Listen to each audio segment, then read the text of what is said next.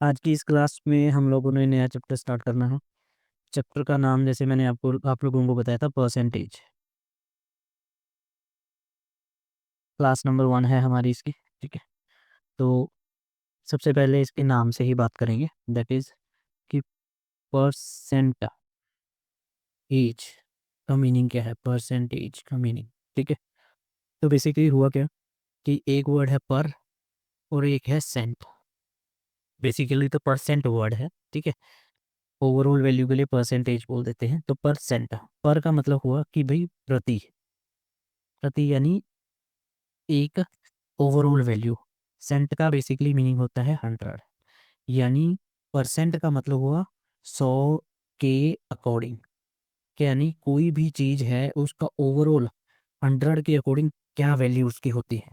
ठीक है, जैसे फॉर एग्जांपल कि अब होता क्या है कि एक बच्चा है, एक स्टूडेंट है, तो वो ओवरऑल अपनी क्लासेस में क्या करता है कि भाई वो 8th क्लास में पढ़ा, 10th में पढ़ा, 12th में पढ़ा, फिर उसने अपनी ग्रेजुएशन भी कंप्लीट कर ली। ठीक है, अब अगर 8th में हम देखें तो मान लो उसके ओवरऑल मार्क्स थे 500, 10th में भी उसके ओवरऑल मार्क्स थे 500, 12th में फॉर एग्जांपल हो गए 600। टोटल मार्क्स की बात कर रहा हूँ मैं कि इतने में से उसके कितने नंबर आए। ठीक है, ग्रेजुएशन में उसके फॉर एग्जांपल हो गए 1200, 1200।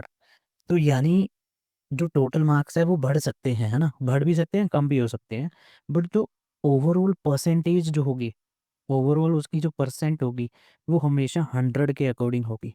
यानी जब भी आप अपनी परसेंटेज बताओगे तो आप किसके अकॉर्डिंग बताओगे, आप ये बताओगे 100 के अकॉर्डिंग क्या वैल्यू आई। ठीक है, फॉर एग्जांपल जैसे अगर हम बात करें, हमारे पास एक बच्चा है फॉर एग्जांपल श्याम। तो श्याम क्या करता है कि भाई श्याम के ना 5 पेपर हैं, 5 टेस्ट हुए, एक हुआ हिंदी का, और एक हुआ एसएसटी का, एक हुआ साइंस का, और एक हुआ मैथ्स का, और एक हुआ इंग्लिश का। ये 5 उसके सब्जेक्ट हुए। हर एक सब्जेक्ट की जो टोटल मार्क्स थे वो 100 ही।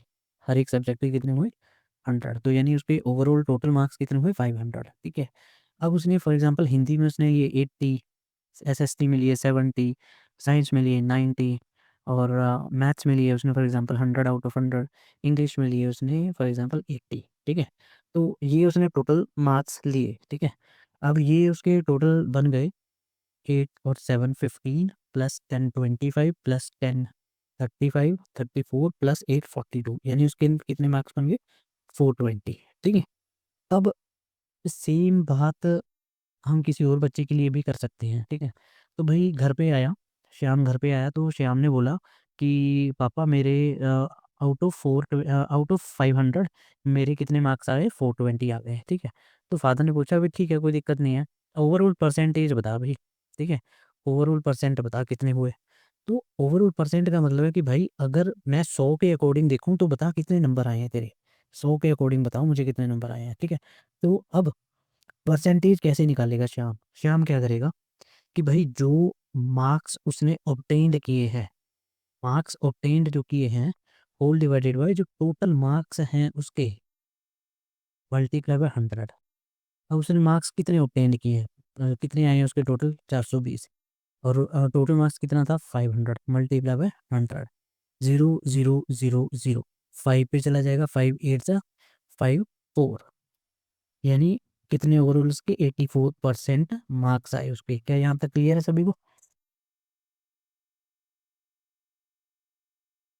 अब बेसिकली अगर ना मैं परसेंटेज की स्टेटमेंट की बात करूँ, या ये देखूँ कि परसेंटेज होता क्या है।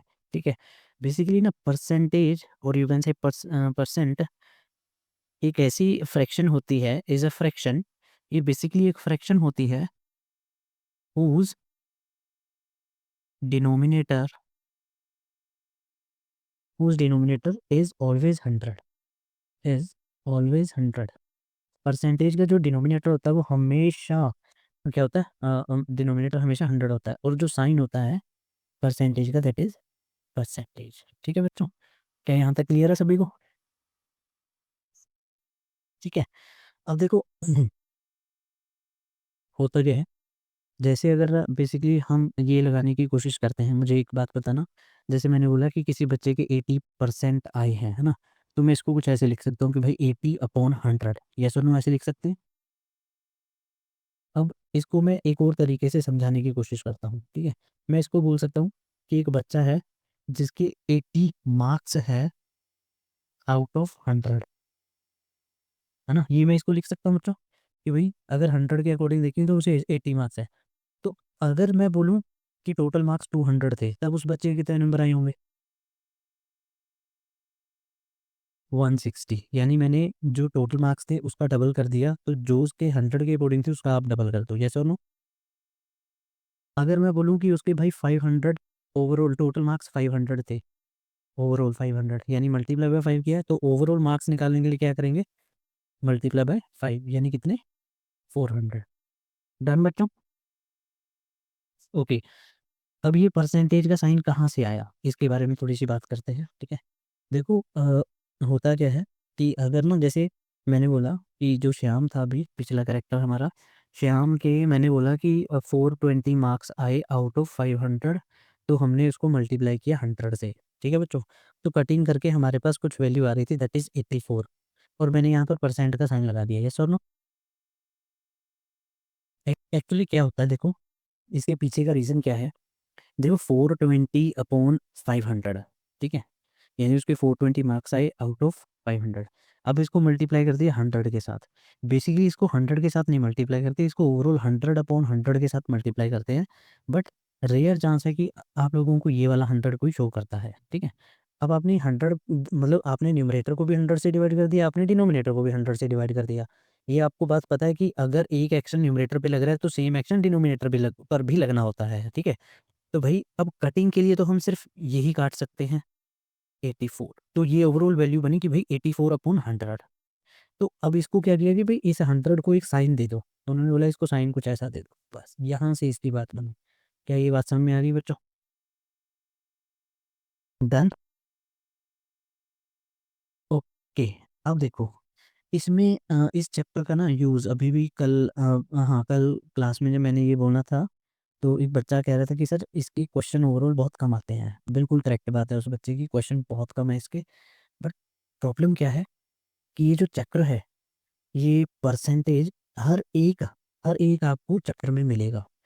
ये आपको रेशियो एंड प्रोपोर्शन में मिलेगा, ये आपको प्रॉफिट लॉस में मिलेगा, ये आपको स्पीड डिस्टेंस टाइम में मिलेगा, ये आपको हर जगह मिलेगा परसेंटेज। ये कोई चैप्टर ऐसा नहीं है जिस जो इसके बिना कंप्लीट हो पाए, ठीक है।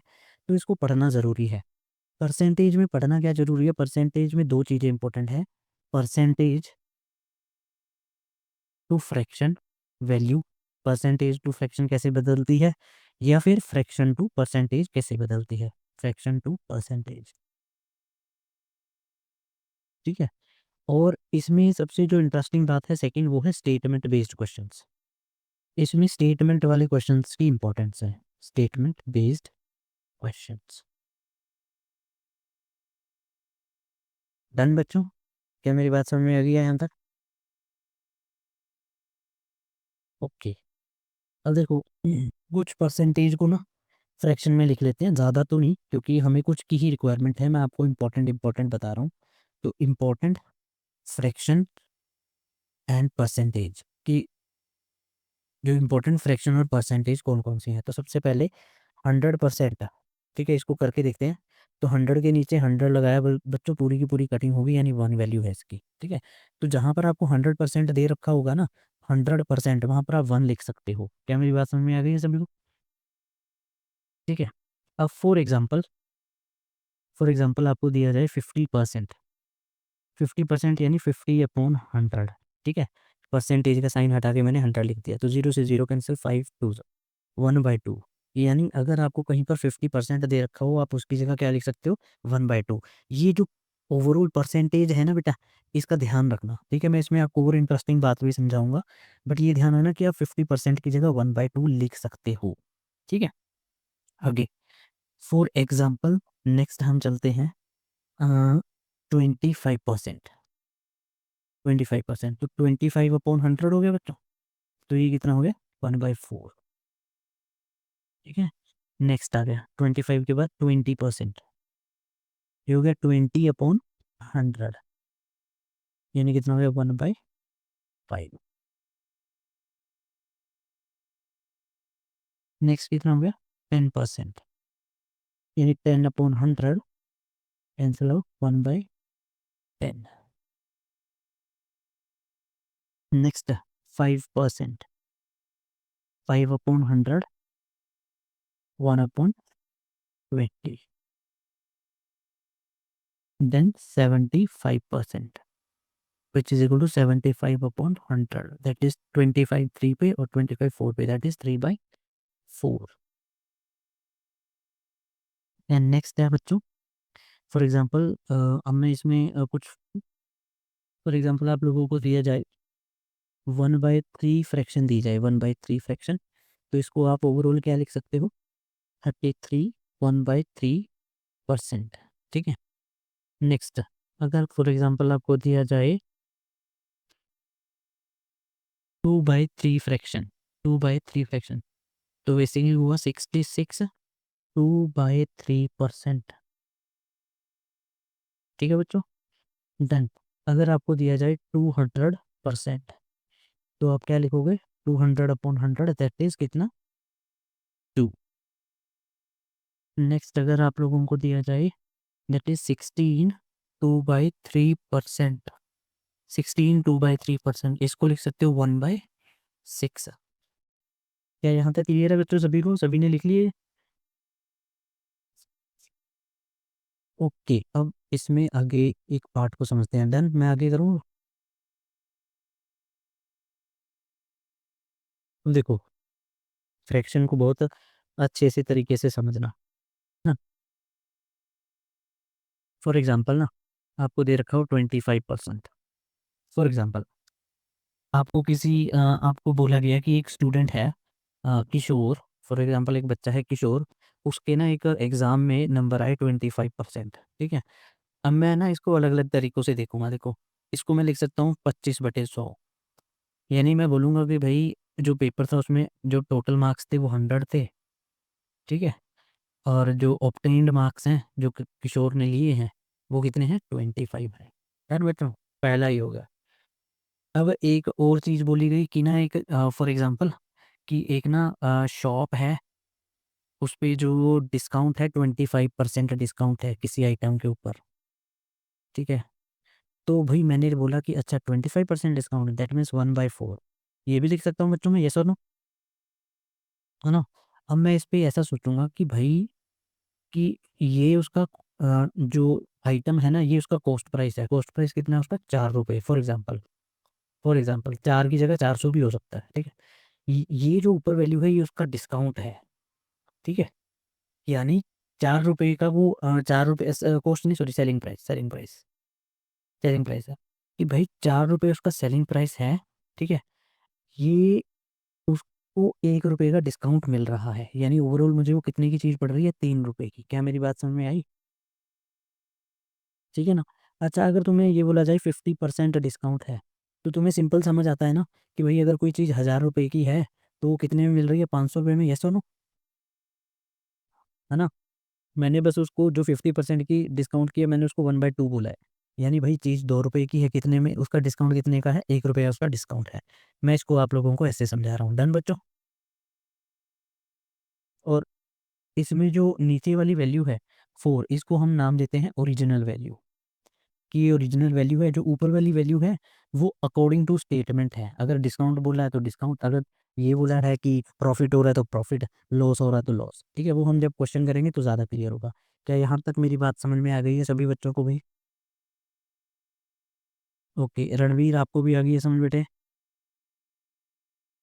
ओके।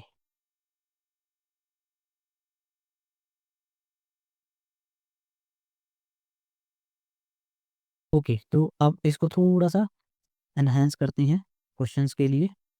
फॉर एग्जांपल हमें पहला क्वेश्चन दिया गया 20 gram is what percent of 1 kg।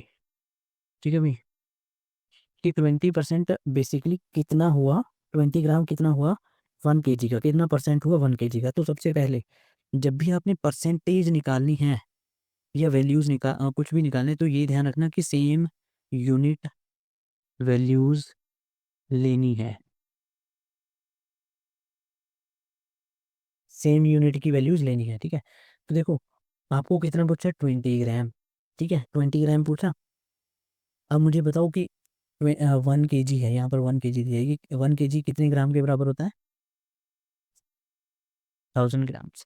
तो 20/1000 मल्टीप्लाई बाई परसेंटेज निकालनी है तो 100 से परसेंट, 0 से 0 कैंसिल, और ये 2 0 से 2 0 कैंसिल, यानी कितना आया बच्चों, 2%। डन बच्चों यहाँ तक।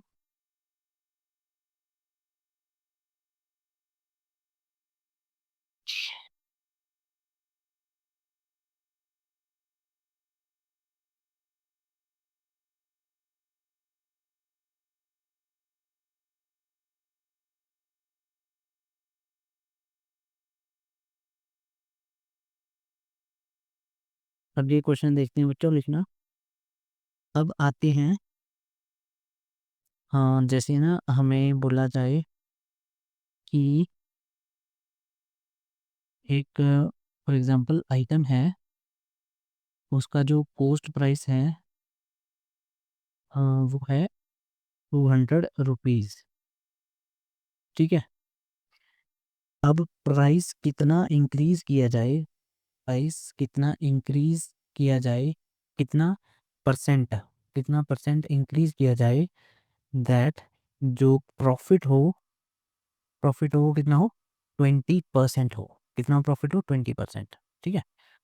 तो देखो ध्यान से, वो बोल रहा है कि मुझे जो प्राइस है वो इंक्रीज करना है, ठीक है। कॉस्ट प्राइस तो खरीदा तो उसने 200 रुपये में है, पर फॉर एग्जांपल मैंने एक मोबाइल लिया, ठीक है, मोबाइल मैंने परचेज किया, उसका कॉस्ट प्राइस मुझे पड़ा फॉर एग्जांपल 20,000 रुपये, ठीक है। लेट, अब अब देखो प्रॉफिट लेना तो मेरे हाथ में है ना, मुझे अगर प्रॉफिट लेना है तो मैं 20,000 की उसे 22,000 का बेच दूंगा, ठीक है। मैं 25,000 का बेच दूंगा उसे, अगर मुझे प्रॉफिट लेना है। अगर मुझे लॉस लेना है, दैट मीन्स मैं उसे 18,000 रुपये में बेच दूंगा, या मैं 19,000 रुपये में बेच दूंगा, या मैं उसे 18,500 में बेच दूंगा। तो मैं बेच तो किसी भी रेट पे सकता हूँ, बट ओवरऑल हमें ये पता है कि वो 20,000 का फिक्स है, अभी मैंने इतने तो मैंने उन्हें दे दिए, ठीक है। तो ओवरऑल तो देखो वो जो चीज़ है, आइटम है, वो 200 रुपये की कॉस्ट प्राइस उसका कितना है, 200 रुपीज़ है, ठीक है। अब प्राइस वो बोल रहे हैं कि कितना परसेंट इंक्रीज करेंगे, प्रॉफिट 20% हो। अब जो प्रॉफिट होता है बेसिकली, या प्रॉफिट होता है, वो कह रहा है कि प्रॉफिट जो होता है वो हमेशा कॉस्ट प्राइस के अकॉर्डिंग होता है, यानी profit percent is equal to जितना प्रॉफिट हुआ upon cost price multiply by 100, ठीक है। ये है ओवरऑल। तो प्रॉफिट परसेंट 20% बोल रहे हैं, यानी 20/100 इज इक्वल टू प्रॉफिट मुझे पता नहीं है, कॉस्ट प्राइस कितना होगा बच्चों, 200, ठीक है, मल्टीप्लाई बाय 100, 0 से 0 कैंसिल, और ये हो जाएगा प्रॉफिट इज इक्वल टू 20 × 2/100, ठीक है। तो बेसिकली ये तुम्हारा हो गया 2/5, ठीक है। यानी अगर 5 रुपए की चीज़ है तो 2 रुपए का प्रॉफिट है। क्या ये थोड़ा सा समझ आया, मे बी क्वेश्चन मैंने टफ ले लिया, यस और नो। एक सेकंड, मैं आपको ना कोई और क्वेश्चन से समझाने की कोशिश करता हूँ।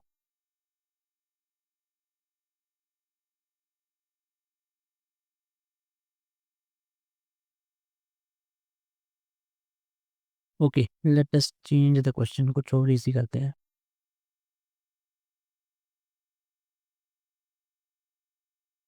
ये हम करेंगे प्रॉफिट एंड लॉस में, तो वहाँ पर इजी आ जाएगा, ठीक है। ओके, क्वेश्चन कुछ ऐसा लेते हैं जो आपको नंबर से रिलेटेड हो। If 16% of a number is 8, find the number, find the number. Okay, क्या बोल रहा है कि एक नंबर है, उसका 16%, उसका 16% कितना है, 16% कितना है, 8 है। तो लेट वो नंबर कितना है, एक्स। तो मैं इसको कुछ ऐसे लिखूंगा कि 16% of x is equal to 8, ठीक है। अब परसेंट का मैं 100 लगा दूंगा, ऑफ की जगह मैं क्या लिख दूंगा, multiply by x is equal to 8। X को भी इधर ही रखता हूँ और 100 को उधर ले जाता हूँ, होल डिवाइडेड बाई कितना हो जाएगा, 16।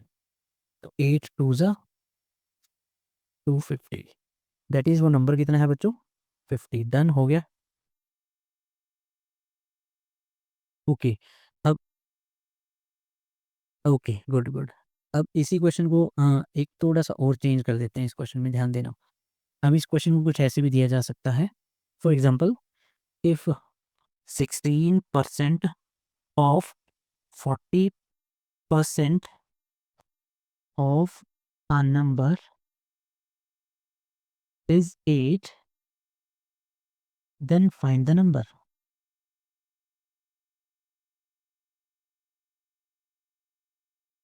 Then find the number. अब वो नंबर निकालना है, कोशिश करो आप लोग कैसे करोगे इसको। 16% of 40% of a number is 8। अब कोशिश करो नंबर क्या है।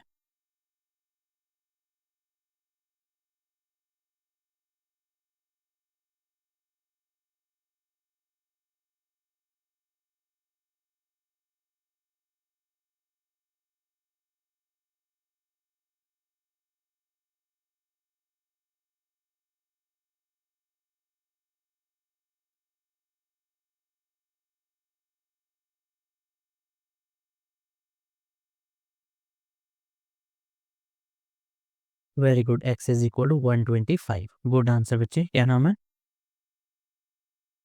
सुखमन। ओके गुड बेटा। ओके, तो इसका अब अगर हमें सॉल्यूशन करना है तो बेसिकली क्या बोल रहा है, देखो जैसे स्टेटमेंट में लिखा है वैसे ही लिख दो, नंबर की जगह लिख दो एक्स। तो 16% of 40% of x is equal to 8। बस 16% यानी 16/100, 40% यानी 40/100, multiply by x is equal to 8।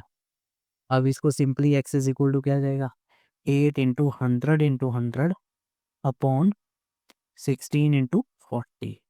ये 2 पे जाएगा, 0 से 0 कैंसिल, ये 50 पे जाएगा, ये 2 पे, ये 5 पे और ये 25 पे। तो ये कितना हो गया, 125। डन बच्चों। Okay good. अब चलते हैं आगे। अगला क्वेश्चन देखना, अब ये आप लोगों ने करना है। Which number is 40% less than 90? Which number is 40% less than 90?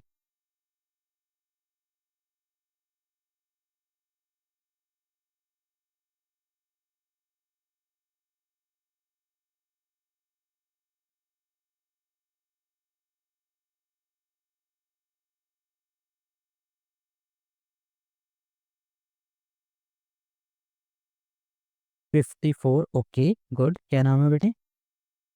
Sukhman. Again.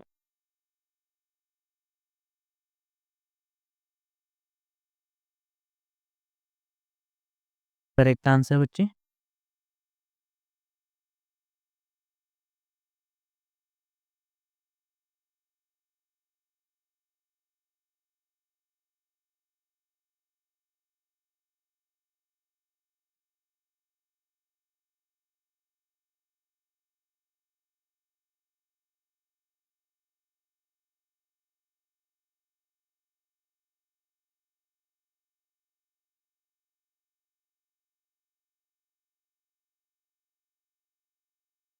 बंद करें बच्चों फिर। देखो क्या कह रहे हैं, which number is 40% less than 90।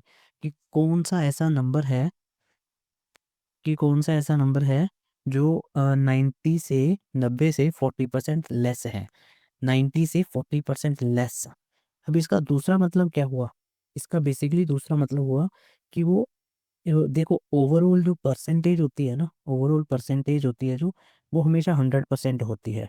मतलब अगर तुम मार्क्स लेकर आए कभी भी, तो ज़्यादा से ज़्यादा 100% लेकर आओगे, 125% मार्क्स नहीं लाओगे तुम लोग कभी। ठीक है, तो अगर कोई भी चीज़ है तो वो भाई 100% होगी, ज़्यादा से ज़्यादा, इससे ज़्यादा नहीं। तो अगर वो ये बोल रहा है कि जो नंबर है वो लेस देन है 40%, यानी उसका 60% हिस्सा तो है, यस और नो, 60% हिस्सा है ये, ठीक है ना।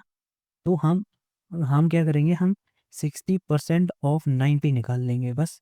60% ऑफ 90 कितना हुआ, 60/100 मल्टीप्लाई बाय 90। 0 से 0, 0 से 0, यानी 9 6 54। तो उस 54 एक ऐसा नंबर है जो 90 से 40% लेस है। डन बच्चों? Okay good.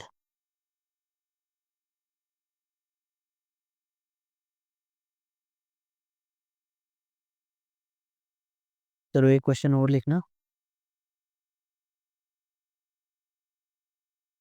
बेसिकली इसमें तो क्वेश्चन जो हमारे रह गए हैं वो थोड़े से स्टेटमेंट बेस्ड वाले ही रह गए हैं। ओके, फॉर एग्जांपल क्वेश्चन अगला लिखना।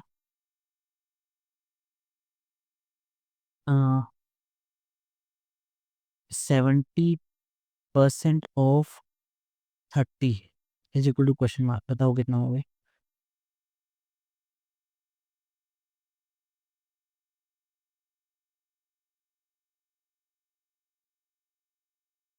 ओके, और next that 25% of 200, 25% of 200 is 50। Okay good, very good, correct answer. अब देखो इसमें हमारे बचते हैं परसेंटेज के स्टेटमेंट के क्वेश्चन। स्टेटमेंट के क्वेश्चन करने हैं हमने एक, और उसके बाद हमने इसमें दो चीज़ें करनी है, एक सक्सेसिव इंक्रीज और एक सक्सेसिव डिक्रीज। ये एक ये चीज़ करनी है जो इम्पोर्टेंट हमारे एग्ज़ाम के लिए है। और एक इसका क्वेश्चन आता है पॉपुलेशन पर। ये बस हमें तीन चीज़ें पेंडिंग हैं जो हम कल की क्लास में करेंगे। आपको बेसिक कॉन्सेप्ट समझ में आया बच्चों?